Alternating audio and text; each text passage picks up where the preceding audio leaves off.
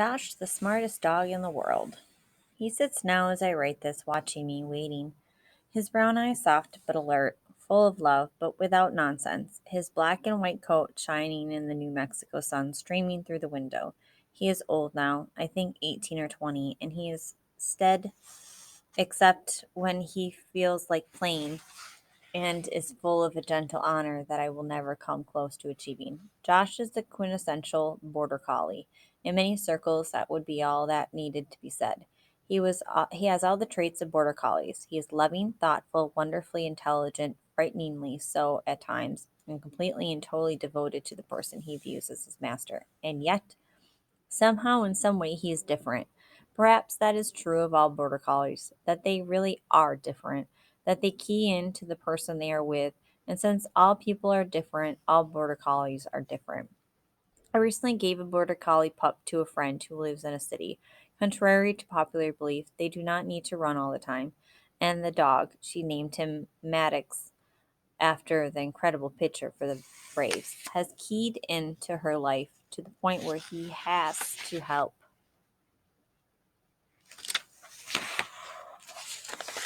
her carry her mail, has to help her open envelopes, has to have coffee and a bagel each morning with her, has to be with her wherever she is in the house, has to greet people at the door. He monitors all of the street activity and reports anything he thinks is odd and protects her from the evil monster that lives in the vacuum cleaner. And he's only a pup. But there is more with Josh. He is real. No, more than that, he is a person. I do not think in my heart that he is a dog. When I am riding with him in my truck and he sits next to me looking out the window, I can speak to him. I say, "Look at that nice lawn," or "They have a sale on fence at the lumber yard," and he will look and sometimes, I swear, turn back to me and nod. Once, while driving to get a submarine sandwich, I took my baseball cap off at a stoplight and jokingly put it on Josh with the bill backward and put a pair of sunglasses on him. I know people shouldn't dress dogs, but it was more a friend fooling around with a friend and told him, "You look cool, man." He looked at me and put his right front leg up on the ledge of the open window and kept the cap and glasses on, though he could have shaken them off easily. It really did look cool, caught in the moment, play acting with me. And when we pulled up to the drive through window at the sub stop shop, I said my friend and I would like a turkey sub. Josh looked over through his shades, nodded, and went back to looking out the window. There are major stages that affect our lives: enlisting in the army, marriage, success or failure at our careers, leaps forward or backward. Having Josh has had such an effect on me. He has, in wonderful ways, shaken my belief structures to the core and brought me to a level of understanding of other species that has been so profound it will last the rest of my life. Along with Cookie, Josh has changed me forever. He came to me because he was a naughty dog.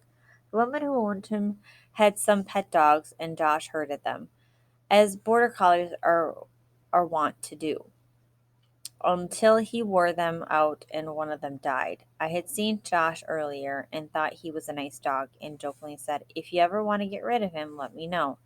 And so he arrived one day. He jumped out of the car, moved into the house, and started, as near as I could figure it, to study me. It was very concerting at first. I would catch him at all times, watching me, watching every move, studying everything I did or said. He once saw me hurry to get a phone because I was expecting an important call, and after that, wherever he was, when the phone rang, he would run to it and wait until it was answered. He saw me, just once, put on a Stetson, go outside to saddle my mare, and head out to ride fence. The next time I put the Stetson on, he ran to the front door, slammed open the door screen, loped to the corral, cut my mare away from the other horses, and brought her to the gate, holding her there until I came to to saddle her. Once every 9 days, we get the flow of water in the communal irrigation ditch. The process is rather involved.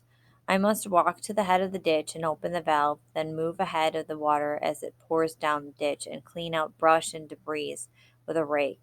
When the water gets to the smaller ditches that run to the apple trees or the pecans, these side ditches must be fully cleared of leaves and grass before the water can run on to the next side ditch. and so on for 7 side ditches. Josh accompanied me the first time. Watch what I did. Just once.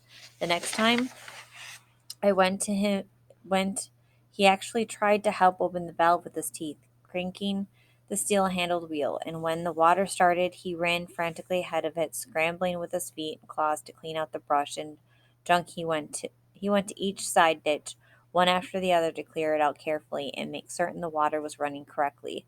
Then on to the next ditch. I stood leaning on the rake, my mouth hanging open. Josh had actually figured it out quicker than I had the first time. And when the last ditch was running and too much water was coming, flooding out over the end, Josh studied the situation for a moment, then dug a cross ditch that made the water circle back into the ditch. So many similar things happened that I thought maybe he was some kind of odd case, not normal even for a border collie. When we had people to the house, he would try to get them all in one room, gently pushing them into a group with his shoulder. It would take him 30 minutes to move a small child from one room to another, and I thought it might be some perversion of the herding instinct, but it wasn't that so much as it was the fact that he simply wanted to see them all, watch over them. When somebody went to the kitchen or the bathroom, he would accompany them if possible and watch over them until they came back. And then, when it was time to leave, he would escort each of them to their car, wait until they were gone, and then escort the next one. He was, I believe, now merely being polite, trying to be a good host. Understand that I've had hundreds of dogs and loved them all. I hope been loved by them, and I've been in God knows how many different kinds of situations with them, but I have had never ever seen anything like Josh. I half expected him to come out of the kitchen with a tray saying, "Canapes, anyone?" I thought I should learn if he really was unique. And so one summer, 4 years ago, I went to the International Border Collie Field Trials in Sheridan, Wyoming. It was absolutely astounding. Had I not seen it myself, had somebody written of it in a book, as I'm trying to do now, I do not think I would have believed it. A man would stand in one place and send a dog out half a mile to where some sheep stood and following whistles and sometimes gestures. The dog would bring the sheep back through gates, around in a circle by the man, then into a small holding pen, all without making a sound and without ever biting, called gripping or touching the sheep, using only eye contact and body language. That was incredible enough, but another thing was in some ways more incredible, and that was the behavior of the dogs themselves. I had been to sled dog races where there were hundreds of dogs, and if two or three of them got loose, which inevitably happened, there would be an uproar, barking and snarling, and most often fights or attempted fights. The dogs had to be kept tethered and watched closely. All the collies were loose. There were hundreds of them, and I never saw a leash or a pen, nor did I ever see a fight or even hear a bark. It was a hot summer day, and a large stock tank had been brought in and filled with water. As each dog finished his work, he or she would go to the tank, jump in, submerge until only eyes and nose showed, and stay there that way for a few minutes until he had cooled down. Then he would jump out and catch up with his master, who was by then 100 yards off drinking lemonade and talking with other dog owners. And he would stop and sit by his owner's leg and look up and listen to the conversation. And they do listen all the time to all talk. Josh had come to know dozens of individual words, to name just a few: horse, mare, cow, truck, car, walk, run, bike, Dairy Queen, also the initials DQ. Deer, cat, dog, sub sandwich, turkey sandwich, hamburger, pancake. He loves blueberry pancakes. Gun, he hates guns. Thunder, the only thing I've ever seen truly terrify him. He comes to sit in my lap when it thunders. Fence, elk, moose, bear, blabber, a kind of candy I sometimes share with him. Telephone bug, he sometimes studies bugs as they crawl along the ground. Never bothers them, just walks along studying them. Baby, snake, he respects rattlers but doesn't fear them. Rabbit, fly swatter, he leaves the room if you say the word. I do not know why. And several more Anglo Saxon expressions. he's heard me use when required, such as get the blank horse off my blank leg before I blank bleed to blank death. And he knows them out of context. I have often been having a conversation on the phone about, say, the weather and inserted a word I think is going to be cow a nice day, with no emphasis on the word at all. Wherever he is in the house, he will rise, even if sleeping, and come in and look at me or wait by the door. More, he listens to everybody all the time. If several people are in a conversation and just one of them says a word, again, just in a normal tone, Josh will come in and look up and wait. It can be very disconcerting if you're having a conversation in which you might use one of the words a lot.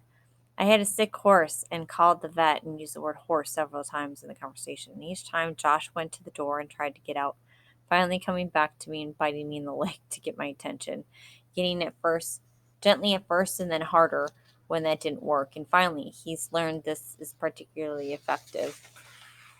Grabbing my kneecap and exerting enough pressure to make me utter a profanity. Usually I react then and do what he wants.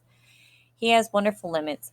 He will do anything I ask, and many times I tell him to do, unless he thinks they are too stupid or repetitive or boring. He will retrieve, for instance, and do it with great elan, leaping to fetch things thrown in water, over land, in brush, far away or near, but only 5 times. If you throw the ball the 6th time, he will get it, look at you, then leave with the ball in his mouth and never bring it back. He hides it. If you want to play again the next day, you must buy another ball. I was recently moving some old hay bales, and when I lifted one that had been near the back door corner of the storage area, I found 11 tennis balls and 4 Super Bowl balls and a professional retriever's canvas dummy bird. Josh had hidden them all when he thought the game had become too stupid. Josh is wonderfully facile and will humor me and learn dog tricks up to a point. I taught him to sit up and hold the cookie in his nose until I commanded him to flip it into the air and catch it. He loves cookies and he learned the trick in less than 10 minutes. And he did it 5 times. The 6th time, he looked at me over the cookie in his nose as if I was completely insane, then lowered his nose, let the cookie drop on the floor, and walked away. And we don't do the cookie trick anymore. Not unless I want to sit up on my hind end and put the cookie on my nose and flip my head up and catch the cookie. We don't. Living with Josh is a never ending lesson in how we can never truly catch up with somebody who is smarter than we are. One day I was moving some sacks of feed, and as I got down to the last sack, I saw a rat run in back of it and hide. There was nowhere for it to go, and Josh was there. So I looked at him and grabbed the bag and told him, get ready now. There's something there. Are you ready? Ready? Until he was excited enough to jump out of his skin. And then I moved the sack and the rat made its break. Josh grabbed it without hesitation but didn't kill it. Holding it in his mouth, he looked up at me in total disgust as if to say, "You fool, I've got a rat in my mouth." Then turned sideways and spit it out. He distinctly made the sound "p'too" as he did it and then walked away from me. It wasn't finished either. The next morning, in my boot, there was a dead gopher. It had been dead for some time and smelled as rotten as old, the long dead gophers dragged off the highway can smell. And I shook it out to the trash and thought, fine, message received. I discovered one day by accident that Josh is wonderfully, wildly ticklish in his ribs, and sometimes when he seems to be getting too serious about things, say 2 or 3 dozen times a day, I will grab him and flip him on his back and tickle his ribs while he woof laughs and wiggles and air snaps his fangs, always just missing my hands and arms. It's a ritual we have both come to love, and sometimes when he is feeling a big glum, he will come up to me and flop over and invite me to tickle him.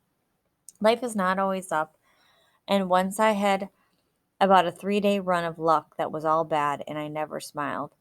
Some complete jerk shot a new border collie pup I had gotten for Josh to train. The pup's name is Walt, and He has more or less recovered, but it was so stupid and ridiculously violent. The idiot just shot him to see if his damn gun worked, that it made me sick of the whole human race for a time. I also had a friend die and couldn't get to his funeral in time. Just misery. At the height of this, I was sitting in an old easy chair with my legs stretched out, thinking dark thoughts, and Josh came up in front of me and sat studying me for a full minute, his eyes clear and calm. Then he seemed to shrug, turned around so he had his back to me, straddled my boot, then backed up my leg until his teeth were even with my foot. I had never seen him do anything like it, and thought he might be going crazy when suddenly he reached down, grabbed my boot, and with a mighty lunge jerked me completely out of the chair on my butt, and then jumped on me and pretended to be biting my ribs back and forth, tickling me. Enough of the blues, by God.